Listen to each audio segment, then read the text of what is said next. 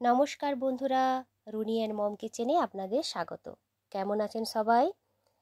আজ আমি আপনাদের সঙ্গে শেয়ার করব একটি হেলদি ব্রেকফাস্ট থালি। আজ আমি আপনাদের বানিয়ে দেখাবো ইনস্ট্যান্ট রাওয়া ইডলি। ইডলি সাউথের একটি খুব বিখ্যাত জলখাবার। আপনারাও কিন্তু বাড়িতে বানিয়ে নিতে পারেন। কোনো রকম চাল ভেজানো বা বাটার ঝামেলা ছাড়াই বাড়িতে থাকা সাধারণ কয়েকটি উপকরণ দিয়ে আপনারাও কিন্তু বানিয়ে নিতে পারেন আজকের এই রেসিপিটি। তো চলুন শুরু করা যাক। প্রথমেই ইডলি ব্যাটার বানানোর জন্যে নিয়েছি 1 টেবিল চামচ মতো তেল। তেলটা একটু গরম হয়ে এলে এতে দিয়ে দেব 1 টেবিল স্পুন মতো জিরে, 1 টেবিল স্পুন কালো সর্ষে ও 1/2 টেবিল স্পুন ছোলার ডাল। কিছুক্ষণ ভেজে নেওয়ার পর এতে দিয়ে দেব ধনেপাতা কুচোনো। মিনিট খানেকের পর ভেজে নিয়ে এতে দিয়ে দেব 1/4 টিস্পুন হিং ও 1/2 টেবিল স্পুন আদা বাটা। 1 মিনিটের মতো ভেজে নিয়ে এতে দিয়ে দেব 1.5 কাপ মতো সুজি। সুজিটাকেও ভেজে নিতে হবে 4 থেকে 5 মিনিটের মতো। এই সময় গ্যাসের ফ্লেমটাকে কিন্তু লো টু মিডিয়ামে রাখতে হবে। সুজিটা ভাজা হয়ে গেলে রেখে দেব একটি বোলে। এরপর এতে অ্যাড করে দেব 1/2 কাপ মতো দই ও সামান্য একটু জল। সমস্ত কিছু ভালোভাবে মিক্সড করে নিয়ে এরপর অ্যাড করে দেব জল। একসঙ্গে কিন্তু বেশি জল অ্যাড করা যাবে না, একটু একটু জল দিয়ে এই ব্যাটারটা তৈরি করে নিতে হবে। ভালোভাবে ব্যাটারটা মিক্সড করে নেওয়ার পর একে ঢেকে রেখে দেব 10 থেকে 15 মিনিটের মতো। সাম্বার বানানোর জন্যে 1 কাপ তুর ডাল জলে আধ ঘন্টা ভিজিয়ে রেখেছিলাম, সেটা দিয়ে দিলাম। দেব স্বাদ মতো নুন। এরপর এতে দিয়ে দেব 1/2 টেবিল চামচ মতো হলুদ, একটা বড় সাইজের টমেটো কুচি ও ধনেপাতা কুচি। এরপর পরিমাণ মতো জল দিয়ে ঢেকে ওয়েট করব 2টো সিটি আসার জন্যে। সাম্বারটা ছকে নেওয়ার জন্যে একটি প্যানে দিয়ে দিয়েছি 1/2 টেবিল চামচ মতো তেল। তেলটা একটু গরম হয়ে এলে এতে দিয়ে দেব 1/2 টেবিল চামচ জিরে, 1/2 টেবিল চামচ সর্ষে ও একটা লঙ্কা।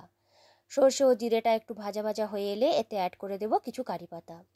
কারি পাতাটাকেও মিনিট খানেকের মতো ভেজে নেব। এরপর এতে দিয়ে দেব কেটে রাখা পেঁয়াজ। পেঁয়াজটাকেও মিনিট খানেকের মতো ভেজে নিয়ে এতে দিয়ে দেব আগে থেকে সিদ্ধ করে রাখা ডাল। সমস্ত কিছুকে ভালোভাবে মিক্সড করে নিয়ে ফুটতে দেব মিনিট খানেকের মতো। এরপর এতে অ্যাড করে দেব 3 টেবিল চামচ মতো তেঁতুলের কাঠ। ভালোভাবে মিক্সড করে নেওয়ার পর এতে অ্যাড করে দেব স্বাদ মতো নুন। এরপর এতে দিয়ে দেব সামান্য একটু গুড়। আবার কিছুক্ষণ ফুটিয়ে নিয়ে এতে দিয়ে দেব 1 টেবিল চামচ মতো সাম্বার পাউডার। উপর থেকে দিয়ে দেব কিছু ধনেপাতা। ভালোভাবে মিক্সড করে 2 মিনিটের মতো ফুটিয়ে নিলেই তৈরি হয়ে যাবে এই সাম্বার রেসিপি। এরপর তৈরি করে নেব নারকেলের চাটনি বা কোকোনাট চাটনি। এর জন্য নিয়েছি একটি পেঁয়াজ কুচিয়ে নিয়েছি কিছু নারকেল, 2টো শুকনো লঙ্কা, কিছু ধনেপাতা, 5-6 পিস রসুন, 2 টুকরো আদা, একটু তেঁতুল ও 2 টেবিল চামচ মতো পোস্ত। প্রথমেই একটি প্যানে দিয়ে দেব 1/2 টেবিল চামচ মতো তেল। তেলটা গরম হয়ে এলে এতে অ্যাড করে দেব 1 টেবিল স্পুন মতো জিরে।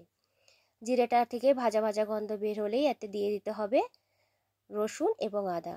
মিনিট খানেকের মতো ভেজে নিয়ে এতে দিয়ে দিতে হবে 2টো শুকনো লঙ্কা। এরপর এতে দিয়ে দেব পেঁয়াজটাকে কিছুটা ভেজে নিয়ে এতে অ্যাড করে দেব নারকেল ও পোস্ত। সমস্ত কিছুকে 1 মিনিটের মতো ভেজে নিয়ে এতে দিয়ে দেব স্বাদ মতো নুন। এরপর এতে দিয়ে দেব তেঁতুল ও ধনেপাতা। সমস্ত কিছুকে 3 থেকে 4 মিনিটের মতো ভেজে নেব। টোটাল মশলাটা ভাজতে 4 থেকে 5 মিনিট মতো সময় লেগেছিল। এরপর একটা মিক্সি জারে দিয়ে সামান্য জল অ্যাড করে একটি স্মুথ পেস্ট তৈরি করে নেব। ছোকের জন্য একটি প্যানে নিয়েছি 1/2 টেবিল চামচ মতো তেল। তেলটা একটু গরম হয়ে এলে এতে দিয়ে দেব 1/2 টেবিল স্পুন মতো সর্ষে ও 1/2 টেবিল স্পুন মতো জিরে। জিরে ও সর্ষেটা ভাজা ভাজা হয়ে এলে এতে দিয়ে দেব 1/4 টিস্পুন মতো হিং। দেব 1 শুকনো লঙ্কা ও কিছু কারি পাতা। এরপরে গরম অবস্থাতেই এটি চাটনির সঙ্গে অ্যাড করে দেব। 15 মিনিট পর ফিরে এসে ব্যাটারটিকে আরও একবার ভালোভাবে মিক্সড করে নেব। এতে অ্যাড করে দেব আরও কিছুটা জল। দেখুন ব্যাটারটা কিন্তু খুব বেশি পাতলা হবে না।